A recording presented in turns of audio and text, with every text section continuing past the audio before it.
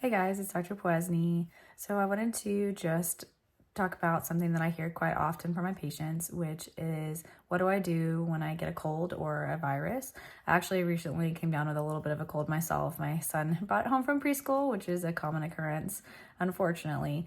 So when I feel something coming on that feels like a cold or a virus, usually a lot of my times my first sign might be a sore throat or a little bit kind of a runny nose or increased sneezing.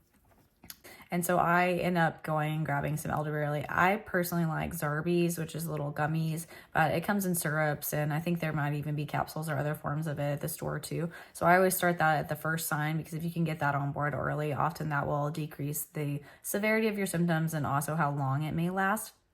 And then I also usually get some zinc. Now, some of the elderberries will have zinc built in, and so that may be kind of a plus for certain products, but you can take anywhere from 50 to 100 milligrams by mouth when you're sick, and then continue that until it's gone. And then as far as the other over-the-counter medicines, so those are really just going to be more for your symptoms. So antihistamines, those are going to be like your Zyrtec, Allegra type medications. Those can help with runny nose. They can help with fluid on the ears. They can help with sneezing, itchy, watery eyes.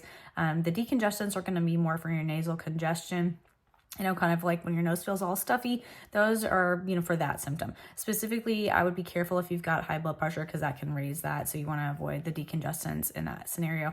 Now, the nasal sprays, those are like your saline, kind of Afrin. Some people think those help with congestion, and they're fine to use if you feel like it helps you. Mucinex, I have some people that really respond to that, and others that don't see a lot of, kind of response to it. So depending on if you respond and get your mucus thinner, Mucinex is usually fine. A good rule of thumb in general for over-the-counter medications is just make sure you're not taking the same medicine in more than one product, because a lot of the medicines, right, are going to have the same ingredients or the same type of ingredient, but different brand names, right, because they're trying to sell us stuff, obviously. But just make sure you're not mixing the same medicines between different products. Cough medicines are totally fine to take, like Robitussin, Delsum, those type of medicines to decrease your cough. Cough drops, I personally like Halls, especially the ones with a menthol. I like the ones at night. Those seem to help more with my cough than other types of cough drops, but you can give whichever one seems to help you the most. I personally also like NyQuil at night because it's got a drowsy-inducing antihistamine in it, along with some Tylenol and a cough suppressant as well. And so that is something that can help you sleep a little bit, but also decrease cough and help with the runny nose, kind of overnight. And I always prop my pillows up at night as well. Now, the kind of caveat with NyQuil is you don't want to mix it with anything sedating, or if you're on any kind of, kind of sleep aids, then you wouldn't want to do medicines like NyQuil.